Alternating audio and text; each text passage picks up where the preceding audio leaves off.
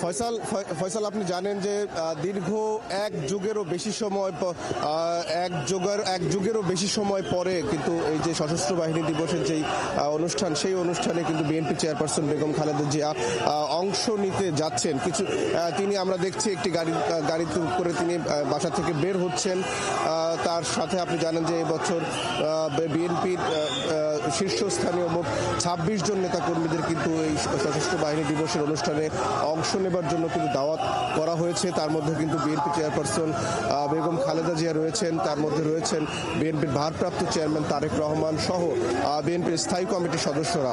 আপনাদেরকে একটু জানিয়ে রাখি যে বিএনপির স্থায়ী কমিটির সদস্য যারা এই আমন্ত্রণ পেয়েছিলেন তারা ইতিমধ্যেই সেনানিবাসে যেই সশস্ত্র বাহিনী দিবসের যে অনুষ্ঠান, সেই অনুষ্ঠানে পৌঁছে গেছেন। বিএনপি চেয়ারপারসন বেগম খালেদা জিয়ার বেলা ৩টার সময় এই তার বাসা থেকে বের হবার কথা আমরা শুনেছিলাম। সেই ধারাবাহিকতায় আপনাকে আমি দেখাতে চাই যে তার যে আজকে বাড়ি থেকে বের হওয়াকে কেন্দ্র করে অনেক নেতাকর্মী কিন্তু তাকে এক নজর দেখবার জন্য তার বাসার সামনে অবস্থান নিয়েছেন। তারা আসলে বিএনপি চেয়ারপারসনের যেই সুস্বাস্থ্য কামনা, সেভাবে আসলে তারা নানান সুস্বাস্থ্য কামনা করে তার বিভিন্ন স্লোগান দিচ্ছেন। আপনি জানেন যে ফয়সাল, গেল ৬ বছরের প্রায় ৭ বছরের কাছাকাছি সময় কিন্তু বিএনপি চেয়ারপারসন বেগম খালেদা জিয়া কিন্তু কোনো রাষ্ট্রীয় অনুষ্ঠানে যোগ দেননি। আপনি জানেন যে এই সময়ে তিনি কিন্তু ২০১৮ সালের ফেব্রুয়ারিতে কিন্তু তিনি কারারুদ্ধ হন। তারপর থেকে কিন্তু কোনো পাবলিক অনুষ্ঠানে কিন্তু তাকে আমরা দেখিনি, অর্থাৎ দীর্ঘ ৭ বছর পরে কিন্তু জনসম্মুখে তিনি এলেন।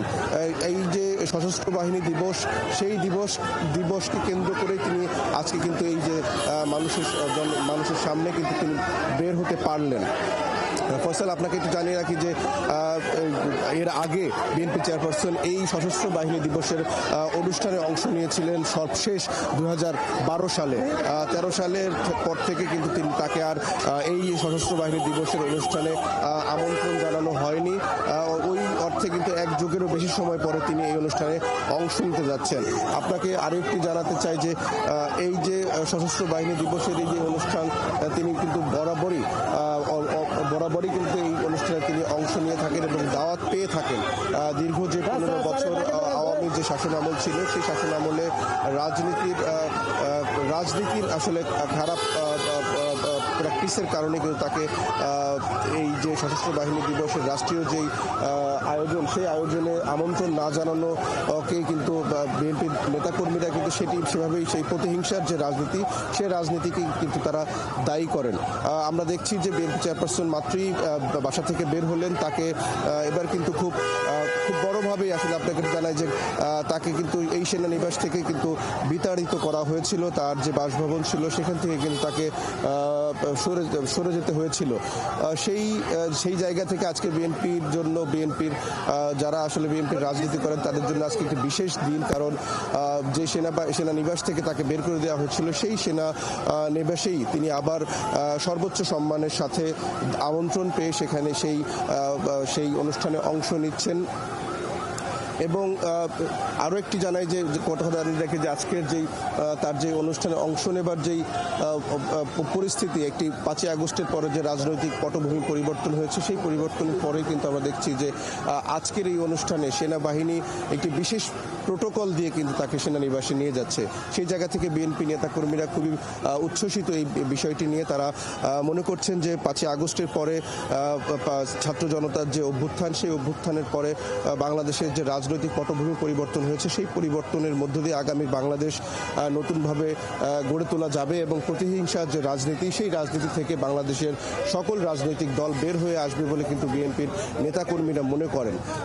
ফয়সাল, আমরা যতটুকু ছবিতে এখন পর্যন্ত দেখাতে পারছি যে তিনি কিন্তু সামনের গাড়িতেই তিনি ছিলেন এবং তার আগে একটি সেনাবাহিনীর গাড়ি ছিল আমরা দেখেছি। এছাড়া তার পেছনে তার স্বাস্থ্যের কথা বিবেচনা করে আমরা দেখেছি যে তার জন্য কিন্তু একটি অ্যাম্বুলেন্স সাথে রাখা হয়েছে এবং তার সফর সঙ্গী হিসেবে পরিবারের বেশ কয়েকজন সদস্য রয়েছেন। আমরা দেখেছি যে বিএনপির স্থায়ী কমিটির একজন সদস্য ডাক্তার AZM জাহিদ হোসেন, যিনি একই সাথে বিএনপি চেয়ারপারসনের ব্যক্তিগত চিকিৎসকও কিন্তু ছিলেন। স্থায়ী কমিটির যে কয়েকজন সদস্য এই আমন্ত্রণ পেয়েছেন তাদের সবাই কিন্তু আলাদাভাবে এই অনুষ্ঠানে অংশ নিয়েছেন। শুধু শুধুমাত্র AZM জাহিদ হোসেন ছাড়া, কারণ আপনি জানেন যে তিনি বেগম খালেদা জিয়ার ব্যক্তিগত চিকিৎসক ছিলেন, সেই হিসেবে হয়তো তিনি বেগম জিয়ার সাথে এই অনুষ্ঠানে অংশ নিতে তার বহরের সাথে গিয়েছেন। ফসল, আপনাকে এর যে এই যে সশস্ত্র বাহিনী দিবসের যে অনুষ্ঠান, সেই অনুষ্ঠানের আরও বিস্তারিত নিশ্চয়ই তথ্য আমরা জানাতে পারবো। এখান থেকে তিনি চলে গেছেন আমাদের সশস্ত্র বাহিনী দিবসের অনুষ্ঠানের যেই অনুষ্ঠান স্থল, যেই সেনাকুঞ্জ, সেই সেনাকুঞ্জে কিন্তু আমাদের আরও একজন সহকর্মী রয়েছেন। নিশ্চয়ই তার মাধ্যমে আমাদের দর্শকদের, আপনার মাধ্যমে সেই তথ্য আমরা জানাতে পারবো। তবে আজকের যে বিশেষ একটি দিন, সেটি কিন্তু এক ধরনের উদযাপনই কিন্তু আসলে বিএনপি নেতাকর্মীরা করছেন। আপনি জানেন যে 18 সালের পর থেকে বিএনপি চেয়ারপারসন কোনো রাষ্ট্রীয় বা কোনো সামাজিক অনুষ্ঠানেও কিন্তু তাকে আমরা দেখিনি। এছাড়া দীর্ঘ এক যুগেরও বেশি সময় তিনি এই অনুষ্ঠানে তাকে আমন্ত্রণ জানানো হয়নি। সবশেষ 2013 সালে তাকে এই অনুষ্ঠানে আমন্ত্রণ জানানো হলেও সেটি কিন্তু শেষবার ছিল।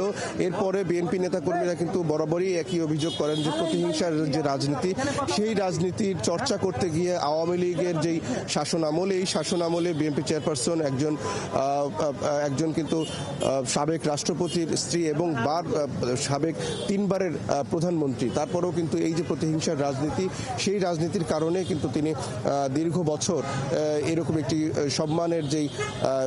সম্মানের যে একটি অনুষ্ঠান বা তাকে যে আমন্ত্রণ জানানো বিশেষ দিবসে, সেই জায়গা থেকে কিন্তু আওয়ামী লীগের শাসনামলে সেটি বন্ধ ছিল। আজকে এই তার যে অনুষ্ঠানে অংশ নেওয়া, এর মধ্য দিয়ে কিন্তু বিএনপি চেয়ারপারসন একেবারে জনসম্মুখে আসলেন দীর্ঘ প্রায় 7 বছর পর। তার নেতাকর্মীরা প্রত্যাশা করছেন 5ই আগস্টের পর থেকে যে রাজনৈতিক পট পরিবর্তন হয়েছে, সেই পট পরিবর্তনের পর যেহেতু আগামীর নতুন বাংলাদেশ সৃষ্টি করার জন্য বাংলাদেশে একটি বিশেষ পরিস্থিতি চলছে। আপনি জানেন যে অন্তর্বর্তী সরকার এই মুহূর্তে দায়িত্ব পালন করছে। বিরোধী দলগুলো বা যে রাজনৈতিক দলগুলো আছে, সকল দলই কিন্তু এখন নির্বাচনের জন্য একটা উন্মুখ অবস্থায় রয়েছে। এর মধ্য দিয়ে যে বিরোধী দলীয় নেত্রী বা বেগম খালেদা 3 বারের সাবেক প্রধানমন্ত্রীকে এই যে আমন্ত্রণ জানানোটা, কিছু তথ্য আপনার কাছে পাওয়া গেল। আমরা দেখছিলাম বিএনপি চেয়ারপারসন বেগম খালেদা জিয়া আসলে সেনা নিবাসের উদ্দেশ্যে উনি রওনা দিয়েছেন। এই নিয়ে আরো তথ্য আপনার কাছ থেকে আমরা অন্যান্য সংবাদ সহযোগী দিব। দর্শক, আমরা ছিলাম সশস্ত্র বাহিনী দিবস উপলক্ষে আজ সেনা নিবাসে যাওয়ার জন্য বিএনপি চেয়ারপারসন যে রওনা হয়েছেন, সেই বিষয়ে তথ্য আমরা নিচ্ছিলাম আমাদের সহকর্মী রহিম রুমের কাছ থেকে। এই নিয়ে অন্যান্য সংবাদ থাকবে সংবাদ সংযোগের অন্যান্য পর্যায়ে।